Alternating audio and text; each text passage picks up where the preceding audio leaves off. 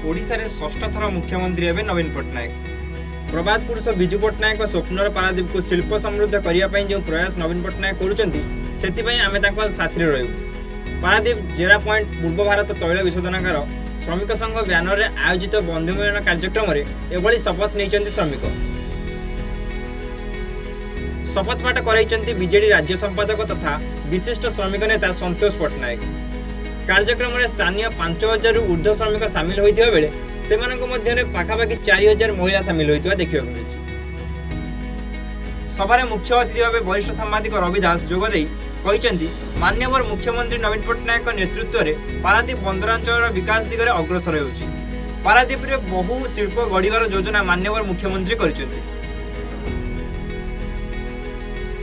आगामी दिन में स्थानीय अंचल महिला और युवक युवती निजुक्ति और आत्मनिजुक्ति पाइबे बोली मत प्रकाश करछन्ति रवि दास। आज सारांश विषय हूँ बिजू बाबू बंदर तैयारी करते सुपुत्र नवीन बाबू जे षष्ठ थर मुख्यमंत्री होगा आम श्रमिक मैंने आज आह्वान देले। आम आह्वान दौर षष्ठ थर मुख्यमंत्री हूँ एवं ये विकास धारा आगू आगू जाऊ। पारादीप विभिन्न कल कारखाना मान आसूची जेडब्ल्यू माननीय मुख्यमंत्री आसी शुभ देकी जाइछन्ति। आगू आहरी बहुत कल कारखाना आसूची आसो। मु आशा करुँची आम संगठन श्रमिक संगठन समस्त भाई भौणी माँ मौसी मैंने समस्त कर्म निजुक्ति पाइबे।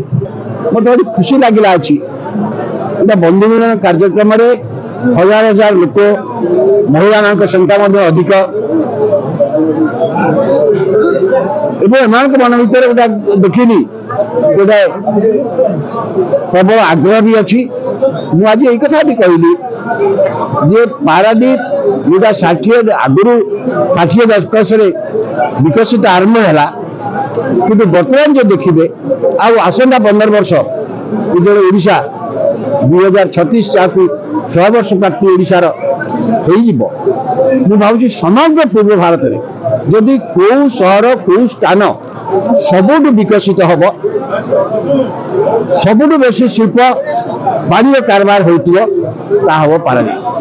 एही कार्यक्रम में अनेक शिक्षाविद बुद्धिजीवी अंशग्रहण कर मुख्यमंत्री पदक्षेप को प्रशंसा करने सह श्रमिक नेता मत सह सहमति प्रकाश करते। पारादीप सुमन स्वाई रिपोर्ट सूचना टीवी।